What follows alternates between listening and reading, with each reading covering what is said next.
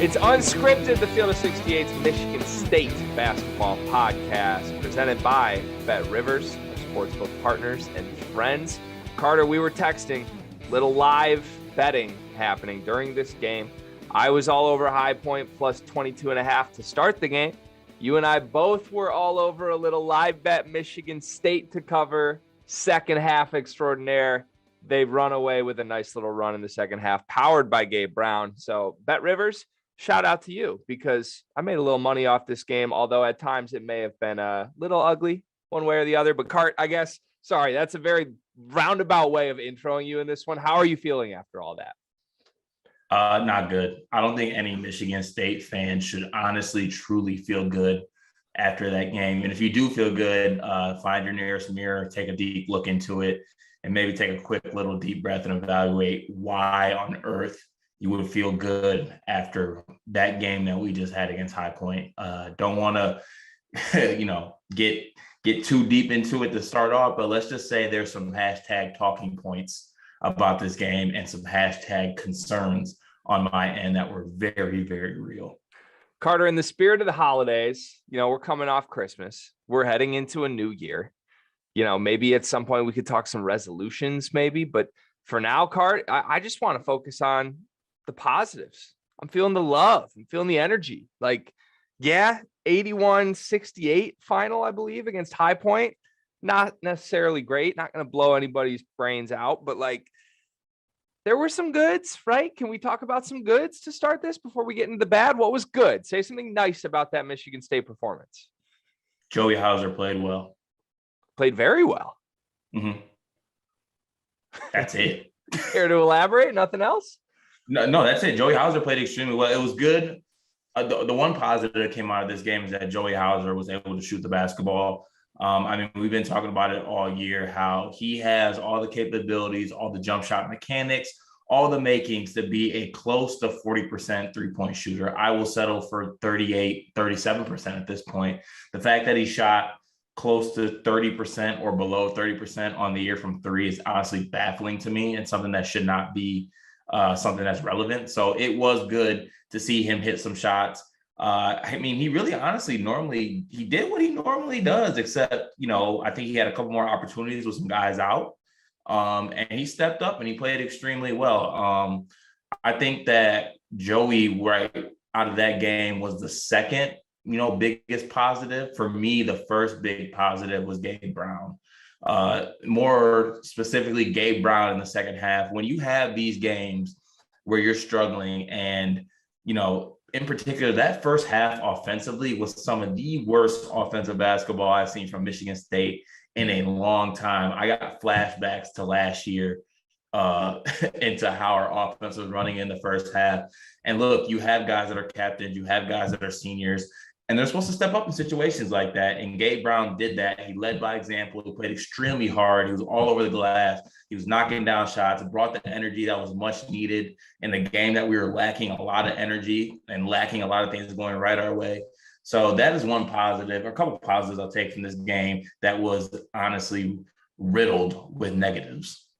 Yeah, I want to briefly mention with Gabe Brown, because I think he played a phenomenal second half. Overall, he played well. I would say that was a good game. I wouldn't say that was oh my God, Gabe Brown's best game of his career, though, because I thought he was pretty bad in the first half. I believe he was second half. I believe he was 2 for 9 from the floor in the first half. And what I want to give Gabe Brown credit for here is he didn't let that 2 for 9 spook him. He still finished with 13 3-point attempts.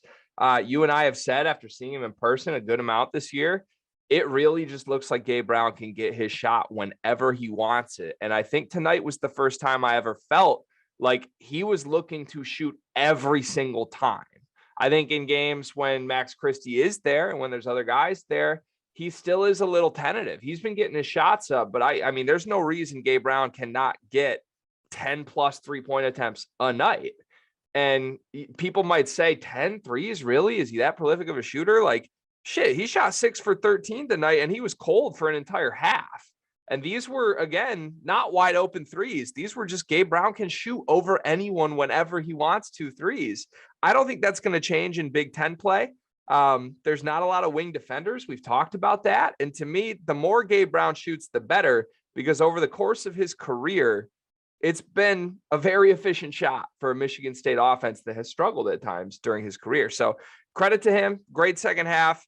Joey Hauser, to me, looked totally different than he has been this season. And it's not just because the ball went through the hoop, in my opinion. I think he did see the ball go through the hoop. He was 3 for 5 from 3, but he finished with 17 points, 11 rebounds, 3 assists, even some plays that didn't end up in an assist for him, though. He was the one creating the action. He was driving baseline and kicking. He was beating his man. They were playing through him in the high post and the low post, and then getting cutters off of him or kicking back out to shooters. Like, he is capable of doing more than catching and shooting. And that's been the fallacy of Joey Hauser in his Michigan State career, is like, oh my gosh, imagine the best case version of this guy. Imagine if he shot 40% from 3. Imagine if he was the secondary creator on this offense, because he is skilled at passing. He's skilled at a lot of things. And tonight, of all the guys on this team that played tonight who were forced into a larger role, to me, Joey Hauser is the one who was most prepared and obviously performed the best. I mean, Joey Hauser looked like, oh my gosh, I have an opportunity here. And I don't know if that was necessarily something that was communicated or intentional or a mental thing for him, but man, it was good to see, because if we can get even just these simple actions out of Joey Hauser going forward, when Max Christie's in the lineup, it bodes really, really well for this team. I agree. And I think you hit the nail on the head. Like, we're not asking for him to be the best player on this team.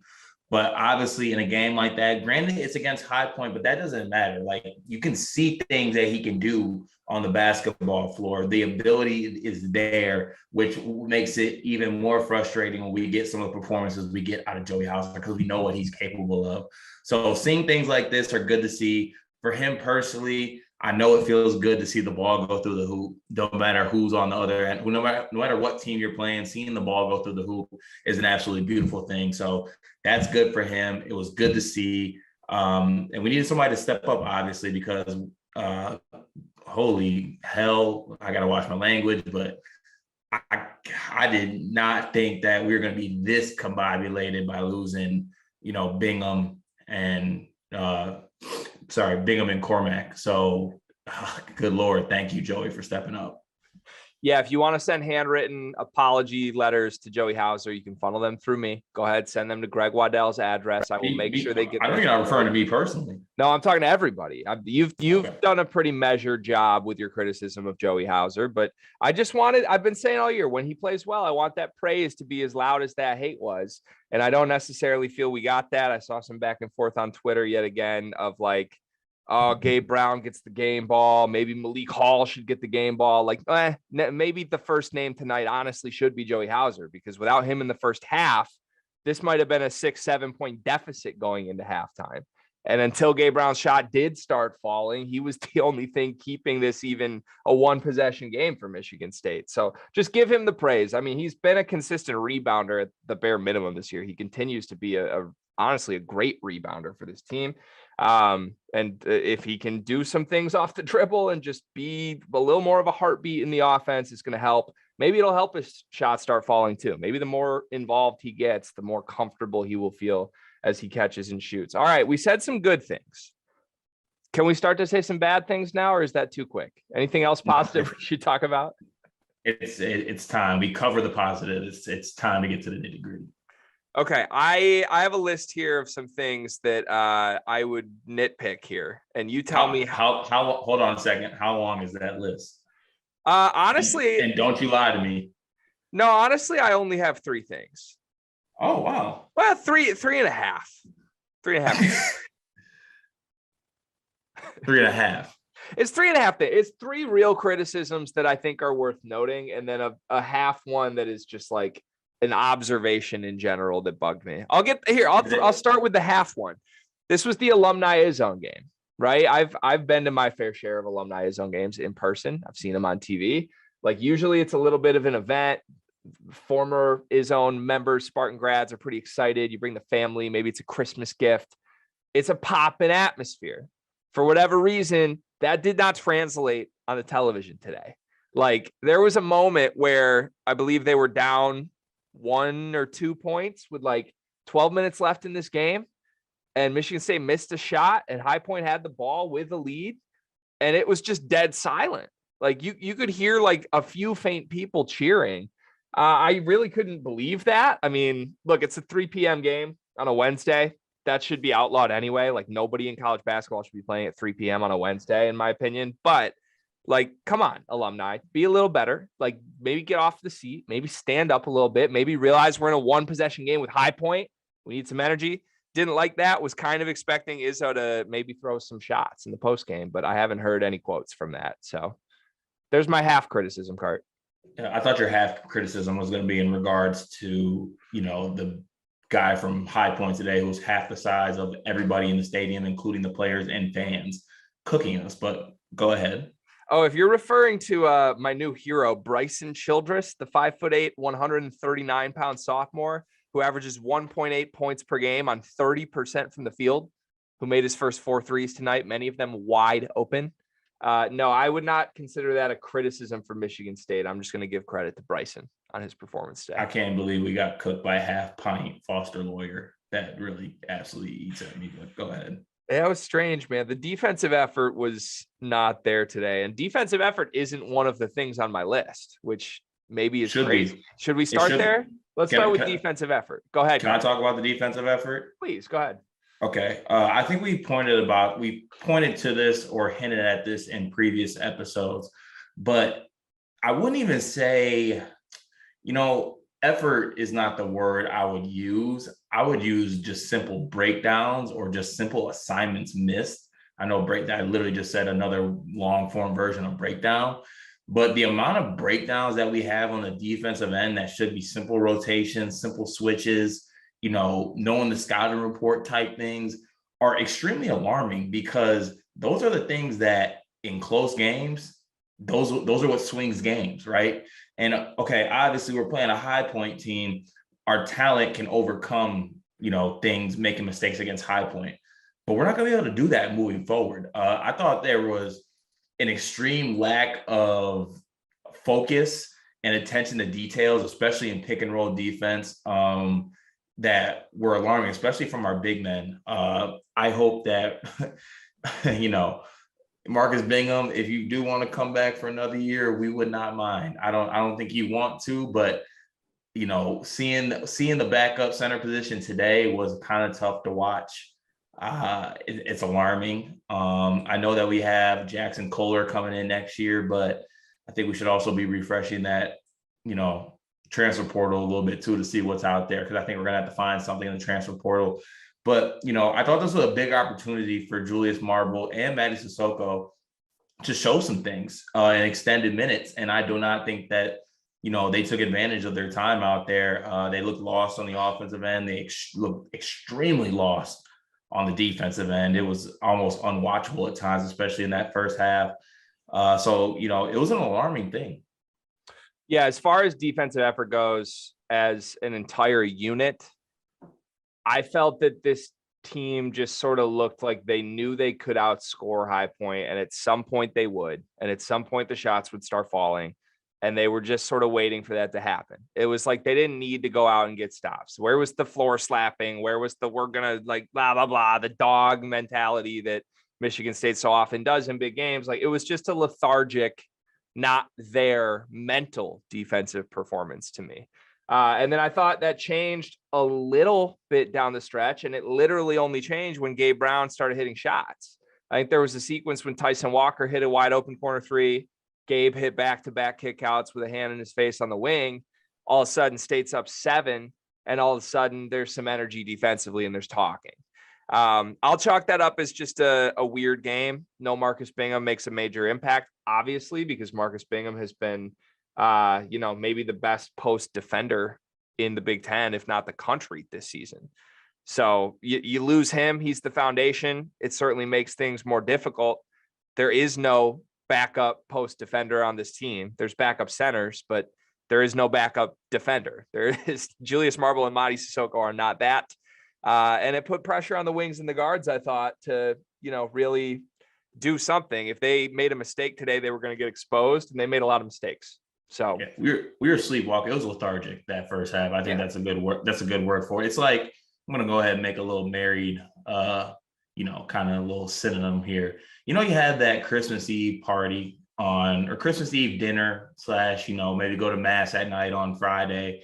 You wake up, you do Christmas at your fiance wife's house. You do Christmas later that day at maybe your parents' house, then maybe go to another family's house. It's like that last family's house on Christmas. You're really just going through the motions at that point. You've already had the holiday cheer. You're feeling lethargic at that point. You're forcing down the drinks. It just doesn't feel natural. And that's really what that first half was, just absolutely going through the motions. You were going through the motions at one of your family Christmases. I can't imagine that. You're such a primetime performer. I can't imagine you taking a Christmas off cart. I was kind of worn down. I was like that Jimmy Butler meme when he's leaning over the scorer's table, just tired. Being a husband has changed you, my friend. It's all right. I have more belief in you than you do, but all right. Can we get to my list? I have 3 individuals I'd like to criticize for certain things today. Number 1. I thought we kind of refrained from attacking individuals on this platform. I don't mean to attack any individuals, but I'd like to analyze some performance / decisions made by 3 individuals. We don't attack individuals, but we are a call a spade type podcast. So if you stunk, we're going to say you stunk. And it's okay to say. And it's okay. It's okay. It's the MO of Unscripted, as we've said all year. It's okay to say that things are good or bad when they are. And that's where I'm at with 3 things today, or 3 people / decisions / things. Number 1, Mady Sissoko is not it. Mady Sissoko is not a rotation player at this point in his career. I'm done with the Mady Sissoko experiment. If you want to get him 1 2-minute stretch at the end of the first half in conference play, just to say you did it and check a checkbox, we can go ahead and do that. I'll be in support of that. But when Marcus Bingham is here, Marcus Bingham should play as many minutes as Marcus Bingham can play. And if that answer is 25 minutes, then Julius Marble should play 13 to 15 minutes. And that's it. Because Mady Sissoko, no offense to Mady Sissoko, but Mady Sissoko looks like he has never played basketball before. And I know that that's actually somewhat true. Like, he just picked up a basketball a couple of years ago. Credit to Mady Sissoko. He's an athletic specimen. He's physical as can be. I get why the fan base wants Mady Sissoko to be a guy, but he's not it. He was missing dunks. He was blowing defensive rotations. He was just coming up way too high on an entry pass and leaving the baseline guy wide open for a dunk. He couldn't finish. His hands looked bad. He fouled almost every single opportunity he had to foul. I don't see it with this guy. And to be quite frank, I haven't seen it in the limited minutes that he's played. And I've heard a lot of rumblings of Mady's basically given us great off the bench minutes all year. I haven't really felt that way. I don't think we've seen that. I think we've seen a guy who looks athletic on the floor and isn't Julius Marble. And because of that, there's some confirmation bias in Spartan fans' heads of that guy needs a bigger role. Well, today we saw what he would look like in a bigger role, and he's just not ready, Cart. So it scares me for next season. Obviously, next season, the beautiful thing about next season is it's next season. Things can change, just like Marcus Bingham did. But I don't expect Mady to necessarily ever get there. And I think any hope of him being the starting center next season should really be slowed down after today's performance. Yeah, I think it really needs to be slowed down. Honestly, I've reached a point where if we do get anything and Mady becomes in the future, not this year, a solid rotational big man, it'll color me surprised, and I will be surprised and I'll be happy about it. But the fact of the matter is, we've seen what he can do in limited minutes. And I think that people are looking focusing way too much on the thought of what he could be than what you're actually seeing with your 2 eyes. He's a physical specimen who, that's really what he is. He's a physical specimen. I mean, he doesn't have it up here yet as far as thinking the game through IQ basketball wise. Granted, that might be because he hasn't played that long. Maybe that'll come with time. But you're missing dunks. You're missing defensive assignments. there's really no reason why you should really be out on the floor unless we're just trying to. I mean, the only thing I can really think of at this point is all you can do is take up fouls. Like right now, Maddie looks like a player that needs a red shirt year, honestly. Like he needs a year to get it together, figure it out. I would not bank on him being the starting center, honestly, throughout his Michigan State career. I just don't think that he has the makings to be that type of player. And if he does become that player, like, okay, yeah, I'll eat my words. But I'm just saying what I've seen. He hasn't shown me anything that's like, okay, like this guy in the future could be our guy. Yeah, I mean, 0 points, 3 rebounds, 3 fouls sort of speaks for itself. I feel like, right or wrong, this is something you and I do, and we make a lot of jokes about, but like the handsome coach fallacy. Like we point to coaches that just look good in a suit, and it's like, man, people really love this guy, think really highly of this guy. I kind of feel that way about just like physical centers. Like you look at Mady Sissoko and you're like, oh, that guy's a monster. That guy's a beast. But if Mady Sissoko looked like Ricky Doyle, the old Michigan center, and was just, his performance was exactly the same, but he looked like Ricky Doyle, no one would be clamoring for Mady Sissoko minutes at all. So I just haven't seen anything on the floor that points to me that this guy's going to be a guy. And today was a big opportunity, and it was really a failed opportunity. I also would kill for Ricky Doyle over Mady Sissoko, by the way. And I'm sure you would too. That's tough. Do you want to say the text you texted me about Mady mid-second half today? What school he would look pretty good at? I just think like maybe like this is not like, I think this year we've seen, and people have pointed out, like it's not disrespectful to say that maybe this player just isn't a Big Ten basketball player. # find his level. Like maybe Big Ten basketball isn't for Mady. Like maybe he can excel somewhere else at like a lower, non-Power 5 school, a MAC school perhaps, or somewhere else in Horizon League school, something like that. Like it's not disrespectful. Sometimes that's just their level. Like Foster right now is cooking at Davidson. That's just his level. That's where he can excel. Maybe Maddie's not ready to excel in the Big Ten. It is what it is. Yeah, look, I've been wrong before. I was wrong about Marcus Bingham, but I don't see the flashes in Mady. So rooting for him, but major missed opportunity for him today. If we're going to talk about Mady's performance today, this is not a guy on my list, but I think it's worth discussing. The other guy who had a massive opportunity with the guys that are out today was Jaden Akins. Steps in. He started today, right? He started at the 2. Yeah. 1 for 3 from the floor, hit a corner 3, open late. That was kind of the game clinching shot. His shot continues to really impress me.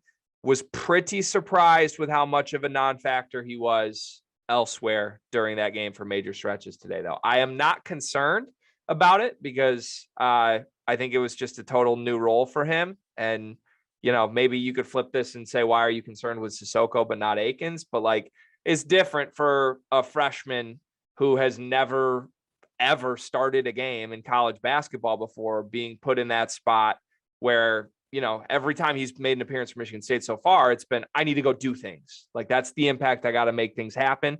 Today, it kind of looked like he didn't really know when he was supposed to do things. Like, am I the 5th option?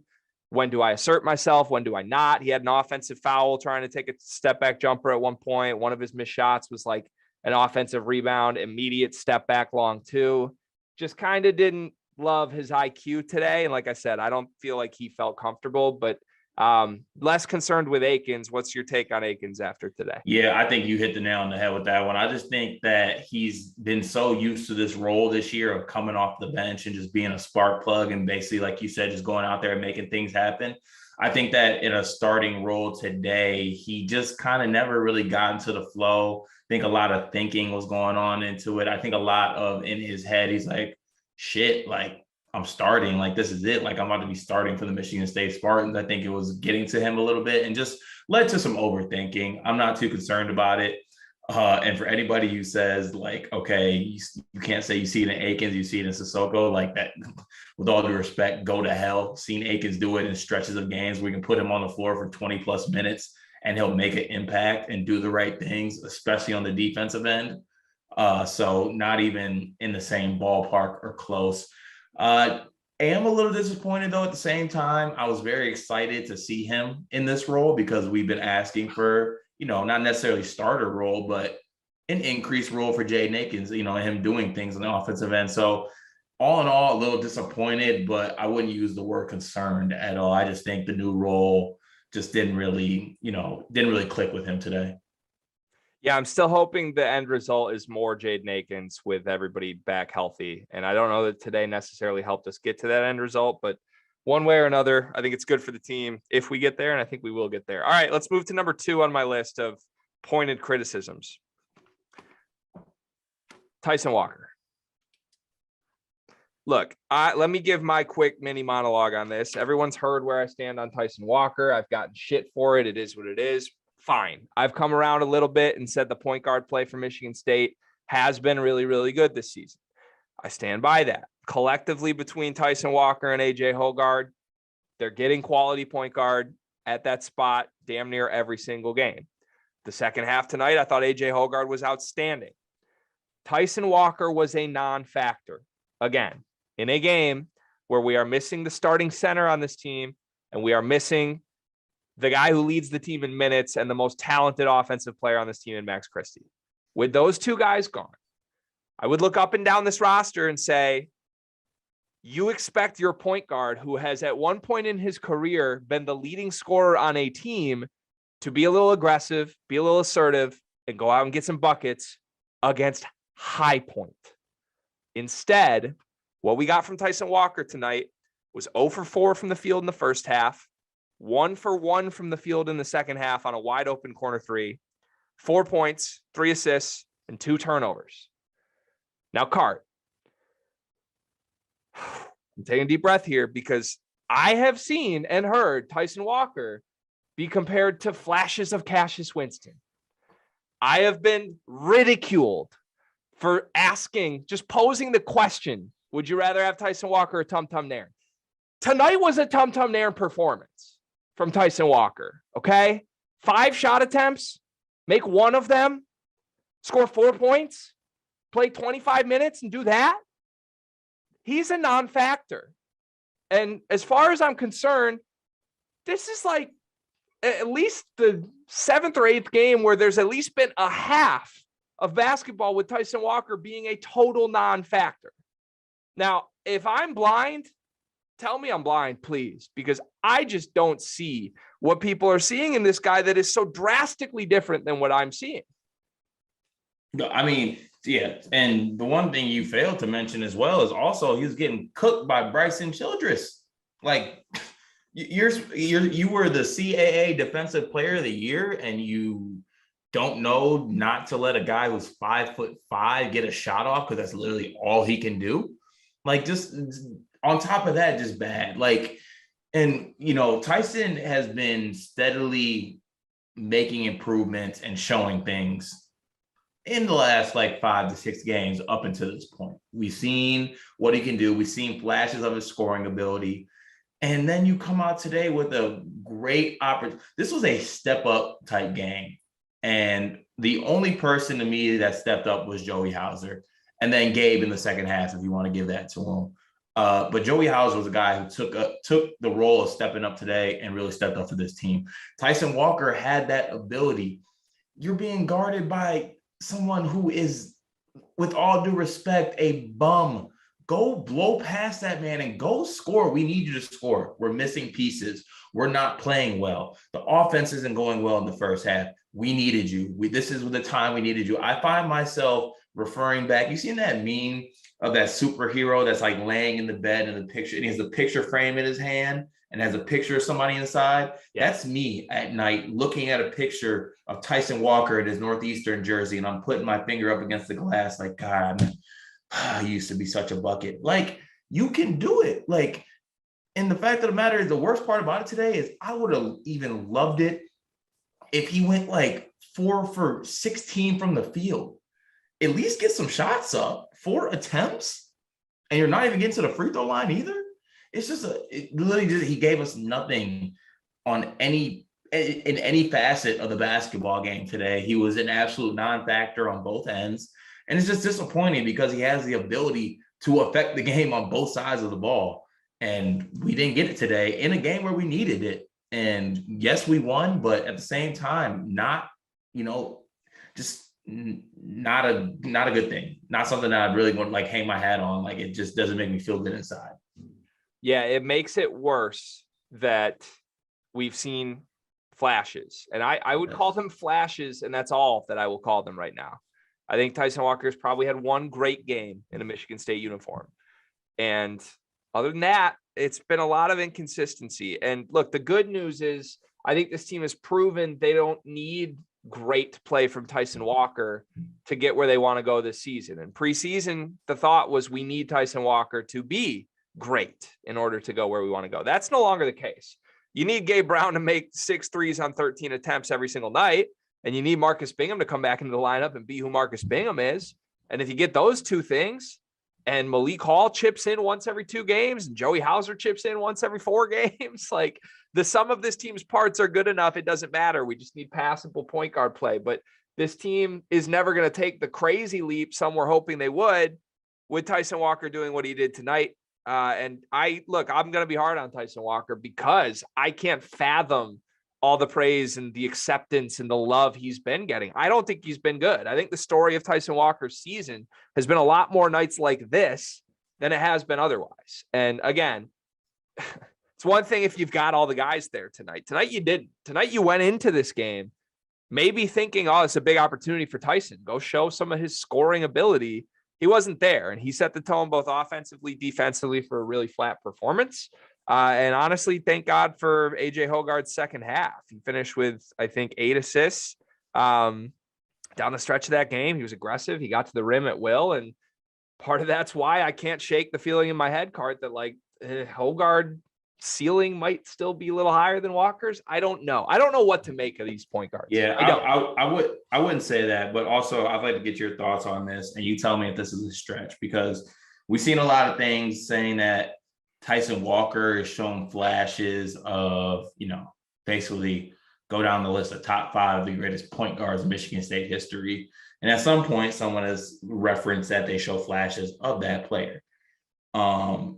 This year, not to the extent that I think, or not to the extent how it's going to sound when I say this, like we're seeing a lot of basically some good, some bad. And for some reason, the player that comes to my mind is Rocket Watts. Like, Tyson is not Rocket Watts. Like, don't get me, that's not what I'm trying to say in this situation. But basically, like, he'll have a good, like, Rocket would have these good scoring games, and people would be like, oh, Rocket. Like, yeah, Rocket's that man. Rocket's a bucket. And then Rocket would go out and not have good games and not have good outings. And now we're getting the same thing out of Tyson. Like, we get some good games. Oh, yeah, Tyson turning the corner, he's doing this. And then we get games like this where he's a complete non-factor. And, he has the ability, like you said, but we got to see some type of consistency. And we know he can do it, which is why, like, it's not a big ask for Michigan State fans to kind of expect that. Like, he has the ability to do so. Yeah, I don't hate that. I think maybe the way fans have perceived Tyson Walker reminds me of the way fans perceive Rocket Watts. Where that's what I'm kind of trying to say. Yeah, I agree with that. I agree that it's a lot of like, oh my God, the promise. Like, oh, come on, you're really gonna take that guy over Tyson Walker? Like, I believe that was there with Rocket Watts after his first year. And then at some point there was a turning point of just like, okay, now we're all mad at Rocket Watts because he's not helping the team. I don't think that's ever going to come with Tyson Walker. I think he's unselfish enough, and part of the Rocket Watts issue was selfishness. Mm-hmm. So I don't think there will ever be a moment where the fan base is like, Tyson Walker's not it. But it's going to make for a pretty infuriating divide for me, because I will be the only person to go on record and say Tyson Walker's not it. I mean, look, can you win games with Tyson Walker at point guard? Yes. Can he get you 6 assists a night on 1.5 turnovers? Yeah. And that's all great. But like, the story of this Michigan State team to me is not, oh, point guard play is so improved and it's one of the best in the Big Ten Conference. No, the story of this Michigan State team is everybody else around them improved so much that they don't need much from their point guards. Like, this year we've got Gabe Brown making 24 points on efficient shooting. We've got Marcus Bingham being what Marcus Bingham is. Like, we have a 5-star wing in Max Christie that we didn't have last season. All of those things allow point guards like Tyson Walker and AJ Hoggard to be total non-threats as offensive players. They're total non-threats to score themselves. I mean, this is like, Rajon Rondo-esque, right? Without the creativity of Rajon Rondo, but like, these guys are not looking to score for themselves other than AJ Hoggard. He's Tom. There's some similarities there is all I'm saying. I will say the one guy of the two who does look for himself to score is AJ Hoggard, who at all times, no matter situation, nothing, is trying to do like NBA 2K My Player, where he knows his My Player can't shoot, so he just has to get to the rim. That's how AJ Hoggard plays. Like, he's just looking to get fouled or shoot at the rim every single possession. But yeah, I'm just out. Like, it's very quiet is what I'll say. It's very quiet about Tyson Walker today. And God forbid if Joey Hauser was 1 for 5 from the floor, wouldn't be quiet. That's all I'm saying. So tell me if I'm crazy on that. Let me know. Holler at me. Yell at me in the comments. I'm fine with that. But I don't see it, and I hope it changes, because tonight he was really, really bad, and it was part of why this was a dicey game down the stretch. All right, you ready for my final criticism, Cart? Yes, I am. I miss when you didn't watch the game. It was a lot more fun for me. I'm sorry. Look, hey, you survived Bryson's strongest punch today. Okay? We had the Jamal Cain game and the Bryson Childress game. Yeah, you should be proud of that. Okay, this is the first time all season that I'm going to criticize Tom Izzo. You ready for this? Let's hear it. Why was Davis Smith in the game in the first half of this game? It's just a message to send a tactic. So that was just to send a message moment. That was it? Just a tactic to send a message. That's all. I think that's all it was. Okay, then I'm fine with that. If that's what it was, I'm very fine with that. But I saw Davis Smith in the game in a 1-possession game in the first half, and was ready to throw things, Carter. Sure. But, 3 to 4 players out, not playing well. First half, absolutely terrible. Called a timeout, shoot them out. They didn't respond to that. So, I just chalk it up to him using it as a tactic. We haven't seen Davis Smith play in any game this year unless it's in the second half and there's under 2 minutes to go and it's a blowout. So I don't really chalk it up to anything but a coach just trying to find some way to send a message to his team that you're playing awful basketball. Okay. Then I'm with that. I will take back my criticism of Tom Izzo, because I think I can actually buy that. But yeah, if the team only had 6 players and Davis Smith was the 7th, I want to see a 6-man rotation. Okay, that's where I'm at. Like, I don't need the messages in a 1-point game. I don't need the blah blah blah. Like, let's just play the guys who are on scholarship who can play, and maybe build up a lead before we put Davis Smith in the game. Would be my take. But yeah. If it's a message, I'm okay with that. Yeah. Tom, I mentioned it before we got on here, but Tom mentioned it after the game. He actually grabbed the microphone and he thanked Tubby Smith. I think he acknowledged, I think Tubby might've hit a milestone with games coached or something of that variety. So he thanked High Point, thanked Tubby Smith, thanked the crowd for coming out. And then he also referenced that his team played extremely bad today, and he's sorry that the fans had to watch that. He promises we'll have a better product on the floor the next game we have. He also acknowledged that Tubby Smith outcoached them vastly in this game. And he said good luck to the football team tomorrow. And then he followed up again by repeating himself, saying that he promises there will be a better product on the floor for the next game that's coming up in the new year. And I believe Tom Izzo when he says that. I do. Good to hear. All right. Davis Smith, for the record, finished with 0 points, 0 rebounds, 0 assists, 0 steals, 0 blocks, and 1 foul in his minutes tonight. So yeah, not far off of Tyson Walker. Not far off from Tyson Walker at all. All right. Big picture stuff. Anything worth noting? This was kind of the last tune-up, really, before we get into Big Ten play here, Cart. You confident? I am. I think this Northwestern game is extremely big for us. I think it's a game that we need to win. This Northwestern team, not saying they're like a top 6 or top 5 team in the Big Ten, but they got some pieces. Like Pete Nance is a really good player. If you haven't taken notice, Pete Nance is one of the best players in the Big Ten. Boo Buie is a Spartan killer. We have seen that throughout his time in Northwestern. And this Northwestern team, just for reference, thanks to, basketballreference.com / Greg Waddell, I was reminded that this High Point team lost to Northwestern by, I think 35 points. 35 points, correct. Yeah. So, and we were just in a barn burner with them. So obviously we have pieces missing, a lot of different situations, but this Northwestern game is big for us. I'd like to see it come to a point where we get to that Michigan game undefeated.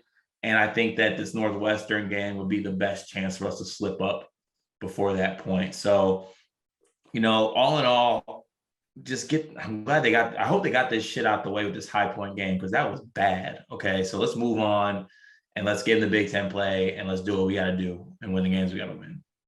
Yeah. I'm going to once again open the door, an opportunity here for me to throw some egg on my face, but I'm going to go on record card. I think Michigan State loses at Northwestern this Sunday. That is my prediction. I don't feel great about it, but I think Northwestern's good. Okay. We did our little sleepers podcast where we invited some teams to bowl games. I think Northwestern is like a legit fringe top 25 team this season. I think nobody realizes that. Like Boo Buie's been efficient. He's been a high volume scorer. Pete Nance has been a first team all conference type in the Big Ten, and just nobody realizes it. I think Northwestern is itching for a big game. I think they're hosting this game. I think it's a big opportunity for a program that has waited a long time to have the firepower to win a game like this. And Michigan State is not playing well right now. Right. Say what you want about that run at the end. They're not playing well. And also to your point, like we've said it before, but this Northwestern team, I think they realize that they are good and they got something this year also. And I guarantee they've had this game circled on their calendar. Like, okay, we're playing good basketball. No one wants to take notice. We're going to win this game. Like if I'm Pete Nance, I'm circling this game talking about I've been doing all this shit all year and no one wants to take notice. Bet I'll see you when we play Michigan State, since everybody's watching them. I'm going to show you. Like, if no one wants to show up to my table at Big Ten Media Day, big facts. Okay, I'll see y'all against Michigan State. Like this is a game for them to make a statement. So we're going to get their best shot. If we play like we did today, we lose 100%. I want Michigan State fans to view this game as if this was like going to play Maryland at Maryland. Like this is not like a cupcake Northwestern game. This is like a dicey 50-50 game against a decent team. I also think, like, again, no offense, I don't think Michigan State's the 10th best team in the country right now. I think they're closer to 20th. I think at full strength, maybe, but like definitely without Bingham, this team is not close to the top 10. Yeah, but luckily we still got Bingham. Okay. And also that 20 was a little overreaction. I don't think we're the 10th. But I mean, college hoops this year, you can say that about anybody. Like, I don't think Iowa State's the 8th best team in the country. No fucking way. No way. Like, they're not. So, it is what it is. Conference play is here. Now the real deal is here. Like I always said, I want to be playing my best basketball going into Big Ten play. Well, today was not evident of that. So let's just hopefully pick it up and start off on the right foot.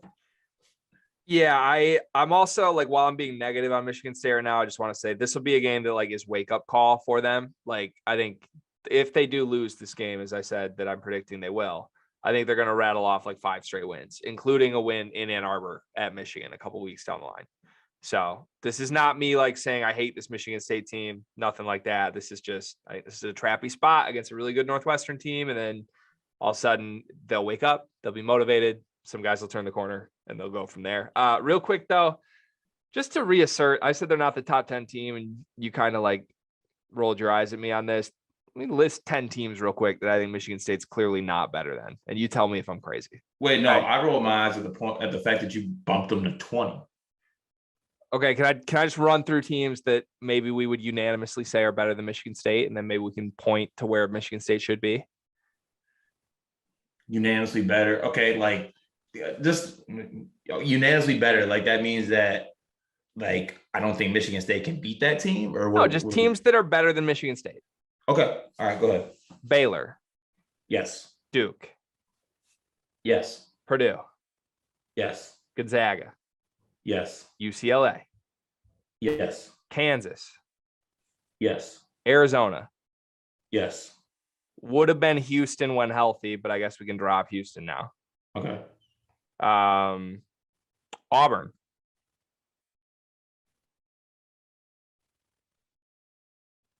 No? I would not go right now and say that Auburn is better than us. No, but I'll give it to you for the sake of this argument. Okay, the rest of my list goes Alabama, Auburn, Kentucky, Tennessee. And then I would put Michigan State after that. So you tell me that number. I feel like that's 12th.